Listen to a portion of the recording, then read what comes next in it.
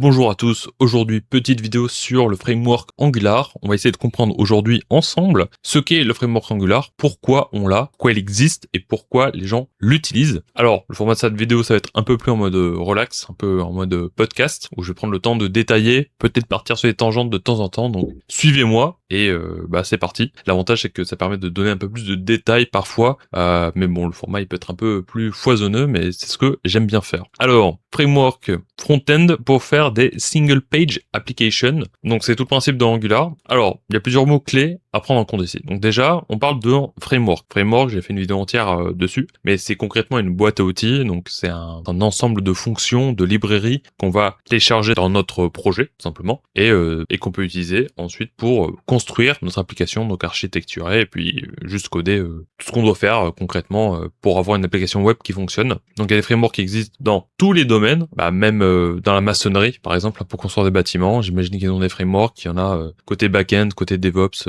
pour tout, concrètement. Le côté front-end, du coup, Angular, c'est l'interface utilisateur pour les navigateurs. C'est ce à quoi front-end précisément réfère.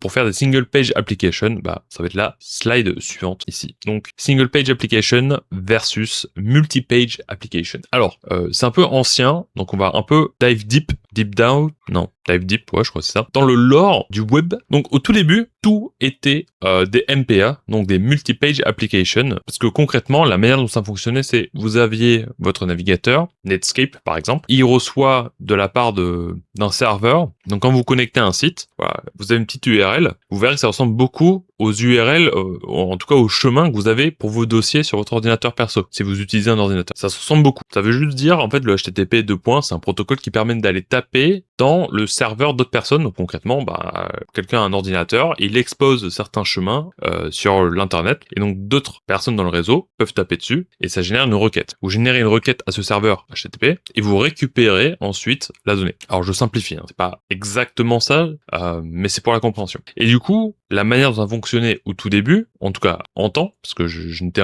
même pas encore né à ce moment-là, c'est vous tapiez la requête, et le serveur envoie un bundle qui contient le HTML, le CSS et le JavaScript. Et c'était une page. Vous affichez la page entière et voilà, tout fonctionnait. Et donc le principe du multi-page application, c'est que si vous voulez construire un site internet, vous aviez plusieurs URL, URL. Vous tapiez dans chaque URL pour afficher une page différente. Et la navigation se faisait surtout via l'utilisation des petites balises, des petits A. Vous voyez, les crochets A, crochets. Ça, c'est le multi-page application. Ensuite est venu le single page application, parce que il y a un problème avec le multi-page, c'est que c'est pas très interactif par nature. Parce qu'on charge la page une fois, et une fois que c'est chargé, c'est fini. Si on veut rajouter du nouveau contenu qui n'est pas natif dans le bundle, il faut refaire une requête. Et donc on commence à mélanger, c'est Ajax, c'est le terme qu'on utilisait avant, où concrètement c'est de faire des requêtes HTTP en plus, alors qu'on a déjà chargé un bundle et que c'est juste pour ajouter des informations sur une page. Par exemple, si vous faites du scroll infini sur n'importe quelle application, ça vous voyez le scroll infini,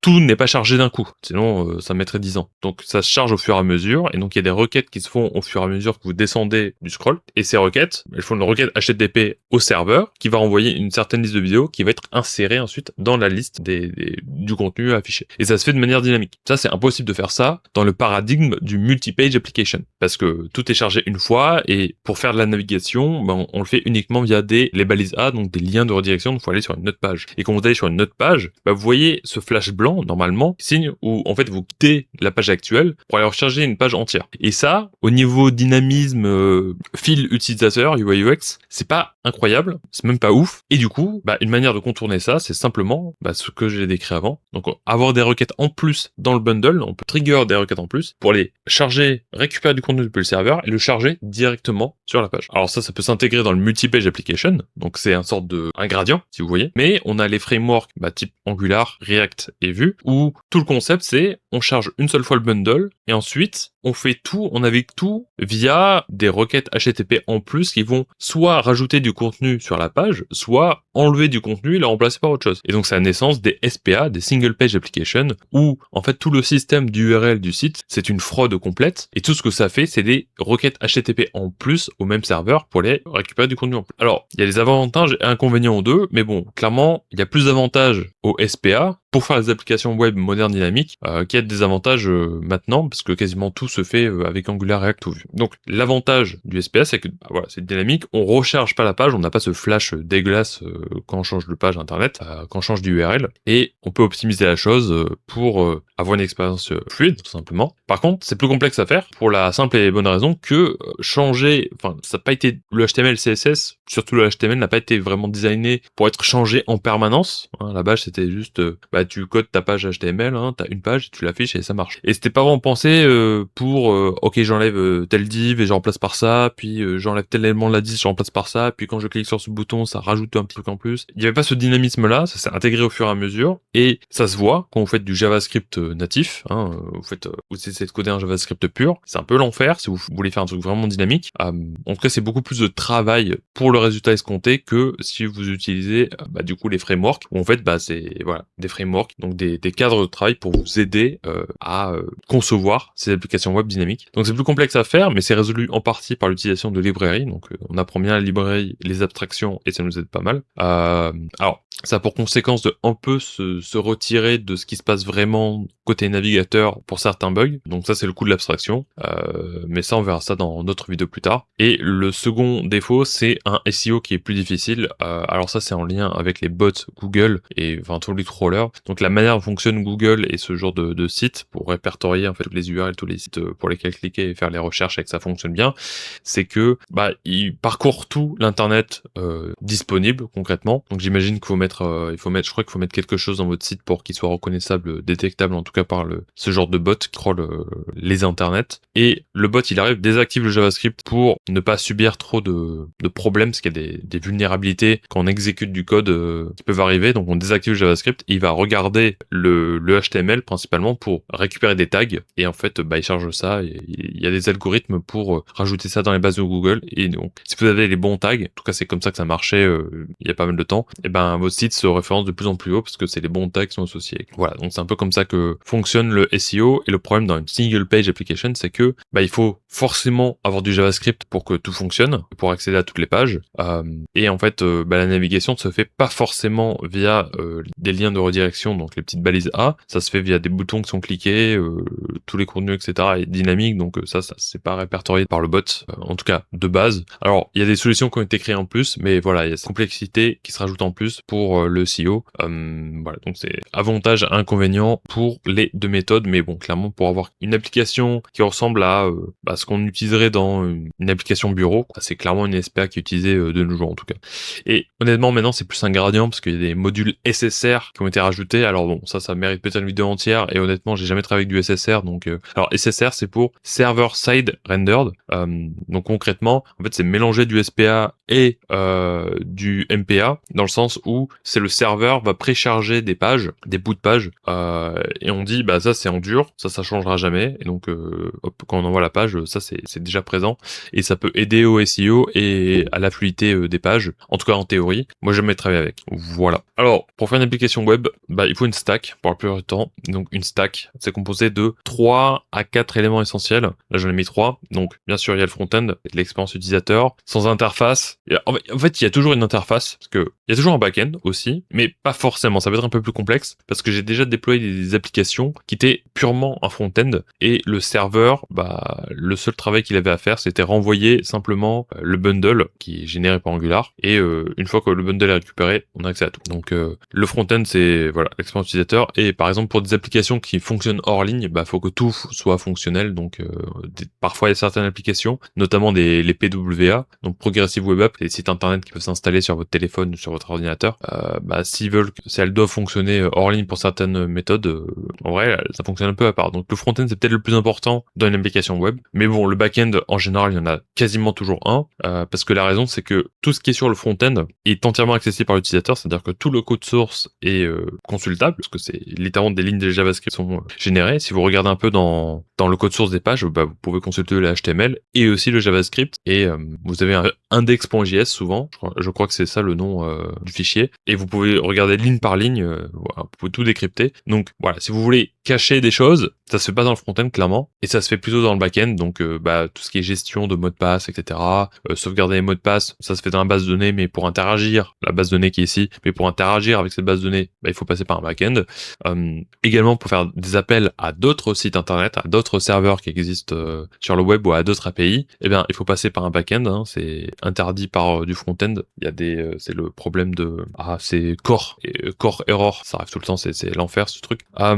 Donc voilà, front-end, back-end, une base de données qui peut être minimale, hein, ça peut être du SQLite. J'ai mis Postgres et Mongo, c'est un peu les deux paradigmes qui existent. Même si j'ai l'impression que le NoSQL a un peu tendance à disparaître, mais bon, honnêtement, c'est deux piliers ici. Et après, en vrai, un quatrième pilier que j'ai pas mis ici, parce que ça fait un petit moment que j'ai posté ce carrousel sur LinkedIn, c'est le DevOps, honnêtement, qui peut être important pour déployer toutes les applications, parce que dès qu'on arrive un peu à une échelle industrielle, ça devient très vite très complexe, avec tous les environnements de tests, etc., avec la production, s'assurer que quand on envoie quelque chose, tout fonctionne bien. Voilà, DevOps, c'est assez essentiel. De toute façon, vous commencez tout seul, vous opérez tous les rôles, et puis au fur et à mesure, ça se divise par tâche, division du travail. Sachant que DevOps, en vrai, c'est ceux qui travaillent le plus étroitement avec les bases de données en dehors des data architectes. Voilà. Ensuite, Angular, c'est un framework parmi tant d'autres. Ah oui, c'est vrai que, est-ce que je reviens en arrière? Non, je reviens en arrière. Ici, au niveau des langages, moi, sur cette chaîne, je vais me focus sur Angular principalement parce que c'est mon langage. Au niveau du back-end, vous avez touché un peu avec tout type de langage. Node.js, Java et C#, c'est les principaux qui sont utilisés dans le milieu corporate. Et vu que Angular, c'est un langage front très apprécié dans les milieux corporate, ça va souvent ensemble. Donc, vous verrez beaucoup de boulot, en tout cas en France, avec Angular Java, Angular.net. C'est vraiment, c'est la base. Et Node.js, ça arrive aussi. Un peu moins peut-être, quoique, honnêtement, c'est quasiment un tiers chacun. Voilà. Donc il y a d'autres frameworks qui existent. Alors ça j'en parle plus précisément, plus en détail dans ma vidéo des frameworks, et de manière un peu plus condensée. Mais concrètement, on a 3 frameworks qui se battent qui sont en concurrence, avec un 4e, mais bon, il n'est pas vraiment là, Svelte. On a Angular ici, bien sûr, React et Vue. Sauf que c'est pas très fair play de comparer, c'est pas exactement la même chose dans le sens où React et Vue c'est plus des librairies pour interagir avec le DOM, parce que du coup l'une des problématiques d'une single page application, c'est qu'il faut constamment retirer des éléments du DOM pour les remplacer par des nouveaux éléments. Si vous faites ça en JavaScript pur, c'est l'enfer. Par contre, il y a React et Vue et Angular qui ont tous proposé une solution, une librairie qui permettent de faire ça, et je crois qu'ils passent tous les 3 par un DOM virtuel. Donc le concept c'est, on a une sorte d'algorithme concrètement qui va garder en mémoire à tout moment une représentation du DOM pour savoir les positions, un peu comme une carte concrètement. Et à chaque modification, ou quand il y a plusieurs modifications qui se font, ça enregistre toutes ces modifications et ça va le comparer avec l'état actuel. Ça va projeter un état futur du DOM. Donc ça c'est le DOM virtuel. Et ensuite il va juste regarder les différences. Donc par exemple, si vous aviez une liste d'éléments, vous voulez enlever le 2e élément et le 5e, mais il va identifier que ok, il y a le 2e élément qui est remplacé par ce nouvel élément et le 5e qui est remplacé par ce nouvel élément. Vous voyez, si vous faites des guides diff, quand vous faites rajouter du code quelque part, c'est la même chose concrètement. Donc ça identifie ces différences et se dit ok, maintenant je vais enlever ce 2e et ce 5e, hop, et je vais remplacer par les 2 éléments. Donc ça permet de gagner énormément en performance, parce que si vous faites ça en JavaScript pur, vous êtes rapidement tenté, surtout quand vous êtes dans un milieu où vous avez des deadlines, vous avez l'impression que vous voulez faire un truc, faut que ça marche concrètement, mais on s'en fout d'avoir quelque chose de vraiment optimal à 100%, ou en tout cas c'est pas la priorité qui est donnée par les managers. Donc ce que vous allez faire souvent c'est ok, c'est trop chiant d'aller identifier exactement dans la liste quel élément je veux retirer, donc je vais simplement enlever toute la liste et remettre une nouvelle liste en entière. Le problème c'est qu'au niveau des performances, c'est beaucoup moins efficace de virer, effacer complètement quelque chose et le remplacer par quelque chose de complètement nouveau que de juste remplacer les éléments quand vous voulez modifier la base. Du coup le DOM virtuel permet de faire ça. Alors c'est un petit coup, bien sûr c'est une abstraction, donc il y a quand même quelque chose qui est gardé en mémoire et donc ça consomme de la mémoire et ça consomme peut-être, c'est certainement moins efficient que de simplement cibler ça directement avec du JavaScript. C'est d'ailleurs une des solutions que propose Svelte, c'est que ça n'utilise pas de DOM virtuel, ça passe par autre chose, donc je sais pas exactement comment, peut-être des algorithmes, je connais pas la sauce derrière, mais le compromis c'est que, bon ok, il y a un peu plus de coûts de calcul, mais en fait on gagne tellement ces performances qu'on gagne pour le coût de travail de dev investi, ça vaut largement le coup. Voilà, donc tous ces librairies possèdent un DOM virtuel et donc cette manière de faire pour interagir avec le DOM, sauf que la différence ici, c'est que React et Vue, c'est simplement ces librairies pour interagir avec le DOM virtuel, tandis qu'Angular, c'est un package complet. Donc moi, la différence que je fais, parce que tout le monde nomme React et Vue des frameworks, je nomme Angular un méta-framework, ce qui rajoute beaucoup plus d'outils. C'est pas juste la manipulation du DOM, c'est également du routing, une architecture, en fait beaucoup d'opinions sur comment vous devez architecturer et manager votre projet. Alors que React, lui, c'est juste, bon, je te permets de manipuler du DOM, mais après tu fais comme tu veux, hein. Tu utilises n'importe quel routing, tu peux agencer ton appli exactement comme tu veux. Le projet, c'est toi qui gères. Et du coup, en fait, la vraie comparaison, c'est Angular face à Next.js et Nuxt.js, qui sont respectivement des méta-frameworks de React et de Vue, qui intègrent du coup cette librairie de manipulation de DOM, mais avec ça, ils amènent aussi tout le package, donc le routing, les librairies, la manière de faire, l'opinion, du server-side rendering, etc. Donc plein d'outils en plus, similairement à Angular. Donc c'est vraiment les trois méta-frameworks qui sont utilisés pour développer, sachant que si vous travaillez en React, je sais pas quel nombre de projets utilisent Next.js, parce que c'est comme une usine à gaz, comme Angular en soi, et quitte à utiliser une usine à gaz, peut-être utiliser Angular directement, je sais pas, mais ça c'est mon point de vue d'ignorant à ce niveau-là. Voilà, donc pour présenter un peu sa place parmi les frameworks. Ensuite, donc présenter Angular, alors j'ai mis la version actuelle, la version 17+, et en vrai, on va commencer par ces deux lignes-là, descendant d'Angular.js et la version actuelle. Ça a un peu fait débat, bon, très peu, parce qu'il n'y a pas tant de commentaires que ça sur les vidéos, hein, c'est pas non plus, c'est pas si polémique que ça. On dit que c'est généré par IA, non, toutes ces slides, malheureusement, j'aimerais bien le générer par IA, honnêtement, mais bon, enfin peut-être que je devrais me renseigner dessus peut-être, mais non, c'est pas par IA, et j'ai mis 17+ pour une raison. Alors vous allez me dire, attends, mais Angular c'est la version 21 maintenant. Oui, mais en fait pour moi, Angular, il y a 3 versions distinctes. Peut-être que certains connaisseurs d'Angular, d'autres experts en reconnaissent plus, je sais pas, mais pour moi il y a 3 versions. Il y a AngularJS qui est la toute première, qui ressemble en rien à l'Angular de maintenant. Ça ressemblait un peu plus à du React honnêtement, où c'est surtout une librairie qui permet de manipuler le DOM de manière c'est un peu un équivalent à jQuery, si certains connaissent, probablement pas, parce que quasiment plus personne n'utilise jQuery dans, en tout cas, des stacks modernes. Mais ouais, c'est la librairie de manipulation de DOM, mais ça venait aussi avec quelques éléments en plus. Voilà, c'était une sorte d'entre-deux. Et ensuite est apparu Angular 2, où en fait c'est une refonte complète d'AngularJS, ça a perdu le JS, c'est un autre nom d'ailleurs, c'est un autre logo aussi, hein, vous voyez.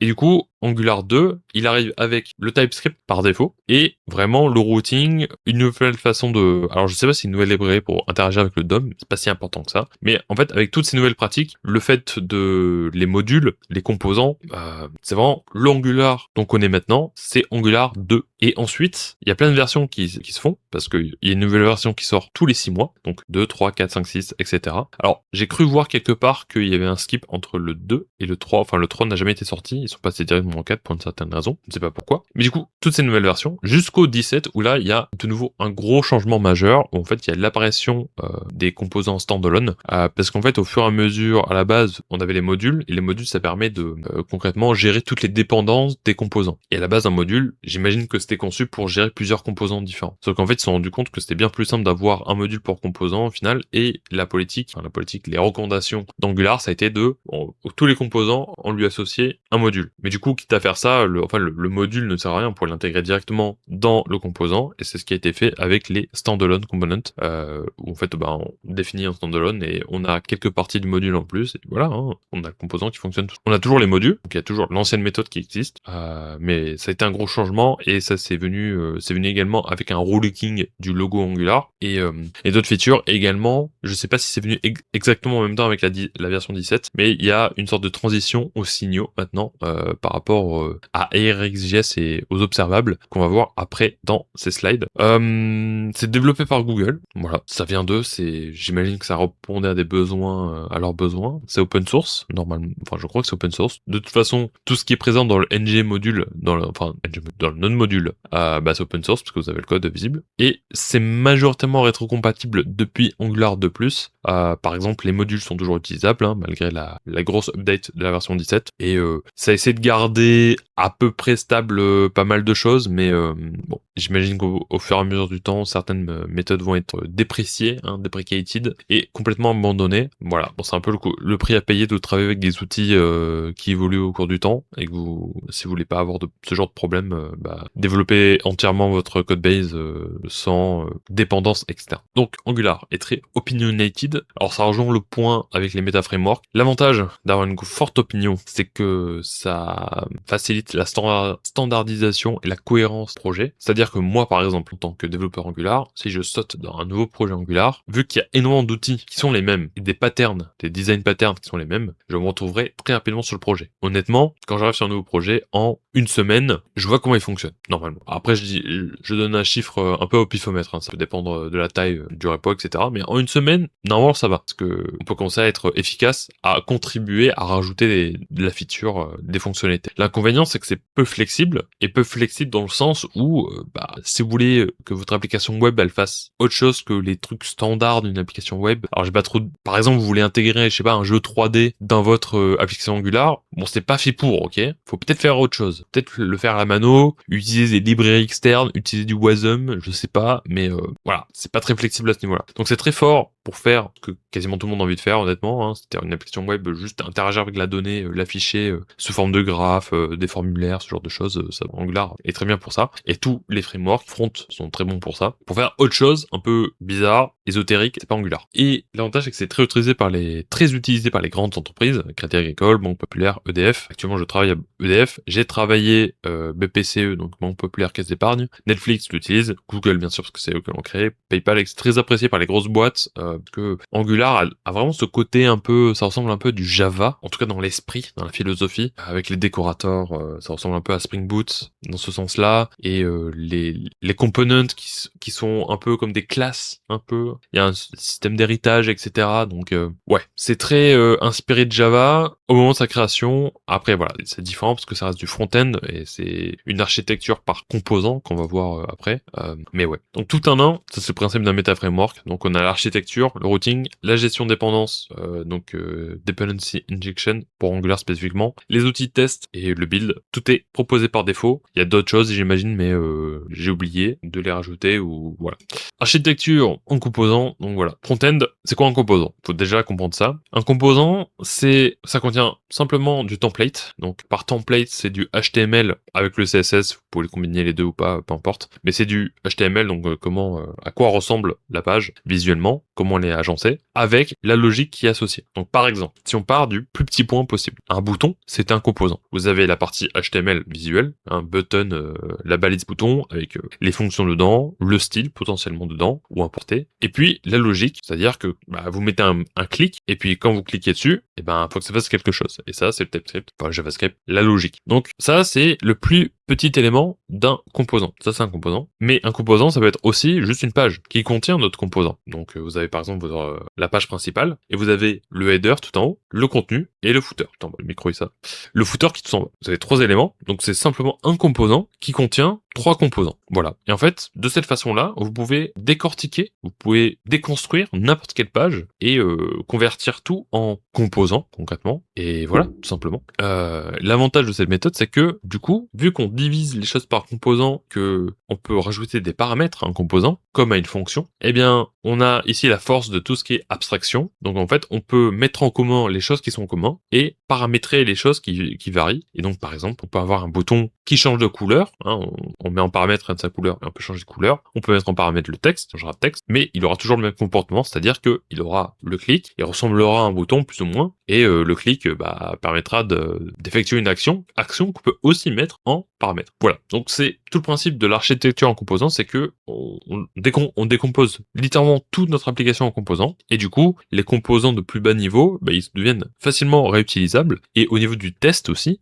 c'est facile à tester parce qu'on peut juste tester des composants, chaque composant séparément, et on peut moquer tout le reste, c'est-à-dire on peut remplacer par des données de test tout le reste. Et puis voilà, c'est plutôt pratique. Donc c'est inspiré de l'orienté objet, j'ai mis ça, mais en vrai c'est pas très vrai, c'est inspiré de la programmation générale, c'est-à-dire le besoin d'abstraire des choses complexes. Voilà. Alors on va voir ici quelques éléments, quelques fonctionnalités proposées par Angular, qui sont similaires à d'autres frameworks, hein. Faut pas. Après ils font tous la même chose honnêtement, ils travaillent tous avec du front-end, avec des données qui doivent être affichées, voilà. Du coup, le premier élément ici c'est le data binding. Donc on lit des données TypeScript au HTML. Alors ça c'est l'une des notions les plus importantes de toutes les pages internet. C'est-à-dire que par défaut vous avez une page statique, donc vous mettez toutes vos informations, vous pouvez hardcoder si vous voulez votre page HTML, par exemple une page de blog, bah, vous pouvez écrire votre article, le construire avec les balises HTML et ajouter un peu de CSS pour que ça rentre bien visuellement, et tada, un truc qui rend bien. Bon, maintenant, on veut avoir, par exemple, un formulaire. Donc on a un champ, et on veut envoyer ce champ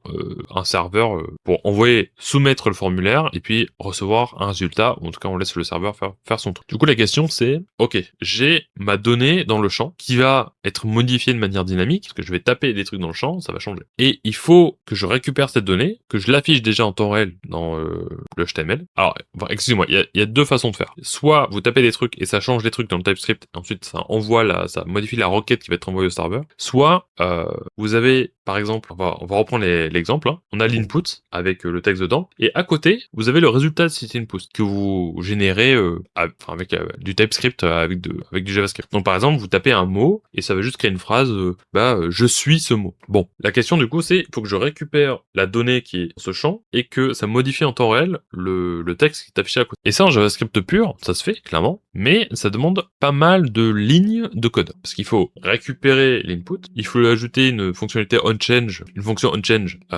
Donc à chaque fois qu'on trigger l'event, on rajoute un caractère, ça trigger la fonction, ça va modifier la variable qui est affichée, justement, ça ne fonctionne pas comme ça. On va aller récupérer l'élément HTML du texte, et on va modifier le texte à la mano dedans, et remplacer par le nouveau. Le modifier ou le remplacer. Ça, c'est beaucoup de lignes de code, et alors en Angular, il y a toujours ces lignes de code, hein, parce que ça ne change pas, c'est le fonctionnement natif d'un navigateur, mais en fait, c'est abstrait, et on peut juste dire, ok, j'ai telle variable dans mon composant, dans la partie logique TypeScript, et ben je vais dire que cette variable, dans le template, c'est cette variable qui est affichée. Et après, je laisse Angular s'occuper. Et ça permet d'avoir beaucoup moins de lignes de code, parce que au lieu d'avoir, je récupère l'élément, je remplace le texte, je remets le texte, etc., et ben on a simplement telle variable, c'est telle variable, et cette variable est modifiée via l'événement onChange de mon input. Voilà, on a 3 éléments au lieu d'avoir 5, 6, 7 lignes de code qu'il faut répéter à chaque fois, hein, pour tous les trucs en pur JavaScript. Alors bien sûr, vous allez faire vos fonctions pour abstraire tout ça, mais Angular en fait les propose déjà de base pour vous, et résout des edge cases que vous auriez peut-être pas pensé. Et du coup permet une UI dynamique sans toucher au vrai DOM. Voilà, ça c'est le point que j'ai référé avec le Virtual DOM précédemment. Ensuite, le routing, gestion de la navigation dans le SPA. Donc comme je l'ai dit, hein, toute la navigation via les URL dans toutes les applications qui utilisent Angular, React et Vue, c'est de la fraude. C'est-à-dire que c'est pas des requêtes HTTP, en tout cas fait par le navigateur. Techniquement si, mais c'est l'application qui fait la requête HTTP pour récupérer le contenu et remplacer la page. C'est pas la même chose dans ce sens-là. Intercepter, et ça remplace la requête par autre chose.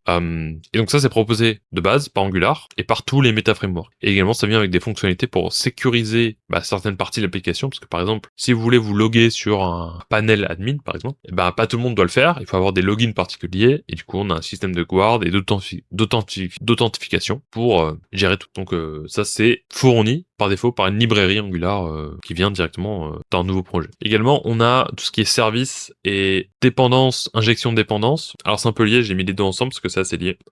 Les services, contrairement aux composants, ça joue un autre rôle, c'est que ça va s'assurer de tout ce qui est gestion des données, de la logique et des données partagées. Ou en tout cas, par exemple, je vais prendre un exemple clair et je vais partir de là. Vous avez un composant d'Angular. La philosophie d'Angular, c'est que faut encapsuler le plus possible, faut séparer le plus possible les fonctions pour que ce soit facilement réutilisable par la suite. Donc si on a un formulaire ou une page, on va prendre une liste dans cet exemple-là. Donc on a une liste qu'on veut afficher. Eh bien, idéalement, c'est pas le composant qui fait l'appel au serveur pour les récupérer les informations de cette liste et les charger. C'est pas le composant qui fait ça, mais c'est un service qui, lui, son seul rôle, c'est de faire ça. Comme ça, si un jour le service change, le composant, il n'est pas détruit, il fonctionne toujours. C'est toujours une liste qui affiche des trucs, et on peut swap le service et ça mettra autre chose. Ça affichera d'autres informations. Donc on a cette séparation un peu des rôles. Et donc le service, c'est ce qui va gérer, par exemple, ça peut prendre d'autres rôles que celui que je décris là, mais c'est un appel au serveur pour les récupérer la liste d'informations, traiter ces informations, les parser, etc.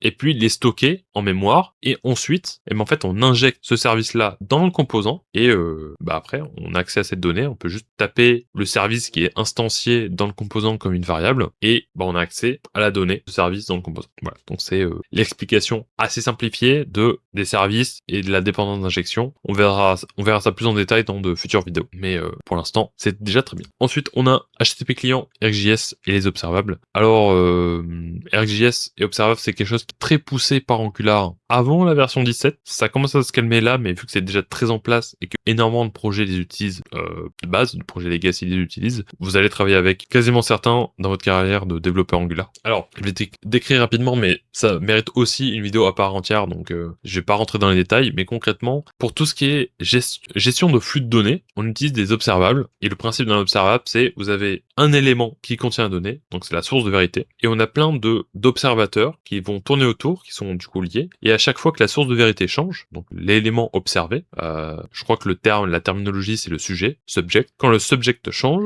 eh ben il y a une fonction, next, il y a une fonction concrètement qui va parcourir tous les éléments observés, donc tous ceux qui gravitent autour, pour leur dire salut, la nouvelle valeur de ce sujet, c'est cette valeur-là. Et après, tu fais ce que tu veux. Donc ça, c'est le principe d'un observable. Et on a RxJS qui implémente ce design pattern. Et en gros, RxJS, c'est natif. Enfin, par défaut, c'est proposé par la librairie Angular. Donc, vous installez un nouveau projet, il n'y a pas besoin de faire npm install RxJS. Donc, vous avez déjà RxJS parce que de nombreux modules utilisent RxJS, notamment peut-être le routing. Alors, c'est pas explicité, mais je crois que le routing l'utilise. On a les requêtes HTTP qui sont proposées par le module HTTP client. Alors, c'était plus important avant parce qu'il n'y avait pas vraiment une bonne méthode avec JavaScript, notamment côté front-end pour faire des appels API. Il n'y avait pas Fetch, par exemple. Je crois que c'est pas récent, mais ça doit faire une dizaine d'années que ça existe, un truc comme ça, Fetch. Peut-être pas, enfin, peut-être je m'en mêle complètement les PSO, vous me direz en commentaire. Mais concrètement, Angular propose HTTP client qui est en fait permet de faire des appels HTTP, donc des appels API à votre serveur pour aller récupérer des informations en plus, et le retour se fait via des observables. Donc en fait, j'imagine que ça crée un sujet, vous faites de l'appel, et ensuite l'appel leur renvoie l'information, et puis ça déclenche un flux que vous pouvez gérer comme vous voulez. Donc c'est assez puissant, RxJS, c'est complexe, faut rentrer dedans parce que le design pattern des observables et de tout ce que vous pouvez faire avec, et toutes les conséquences surtout, tous les effets de bord, ce genre de choses, etc. Ça peut rapidement devenir complexe, donc il y a pas mal de edge cases qui sont pas intuitives, mais par contre c'est un outil extrêmement puissant pour gérer les flux de données et des flux de données qui arrivent de manière asynchrone, donc tout ce qui est appel API ou autre. C'est aussi utilisé par exemple dans les formulaires. On va voir ça, je crois que c'est la slide suivante, c'est ça, dans les formulaires. Donc pour les formulaires, c'est aussi une partie très importante de quasiment toutes les applications web. Rentrer de données, les nouveaux serveurs puissent faire des choses. Donc on a celui de base où c'est template driven, où en fait vous changez pas grand chose. Vous utilisez les bindings de base. Binding, je ferai une vidéo dessus pour parler plus en détail des bindings. Mais voilà, c'est simple, c'est intuitif. Vous remplacez vos inputs, etc. Et puis vous faites la requête. Par contre, en fait, on arrive rapidement à des limitations, notamment quand vous voulez commencer à... quand vous modifiez une variable, par exemple, ok, est-ce que je fais apparaître tel input ou pas? Par exemple, si vous cliquez sur un oui ou un non dans une checkbox, souvent il y a un nouveau champ qui s'affiche pour donner, par exemple, la raison, c'est non, j'ai pas aimé ce produit, hop, un nouveau champ apparaît, mais pourquoi vous avez pas aimé ce produit? Et là, il faut écrire un truc et tout. Voilà, c'est ce genre de choses. Également, vérifier que l'input, il soit valide, mettre en rouge, ok, vous avez pas mis la bonne chose, ou c'est pas la bonne adresse email, ça ressemble pas à ça, etc. Désactiver des boutons, etc. Le bouton pour valider et envoyer le formulaire, tout ce genre de choses. Et en fait, ça peut être rentré, ça match le design pattern observable, parce que vous avez un élément qui est votre input qui est observé, et en fait, à chaque fois que vous le modifiez, ça va envoyer à tous les éléments qui observent ce sujet, la nouvelle modification, et donc ça permet de vérifier que ce soit valide, de faire apparaître tous les inputs à côté qui sont gérés en fonction de ça, et du coup c'est vachement puissant pour ce genre de choses, parce que au final, quand vous utilisez ce design pattern, ça va être bien plus rapide de faire votre formulaire, même si ça paraît plus lourd et c'est plus complexe en première abord. Voilà.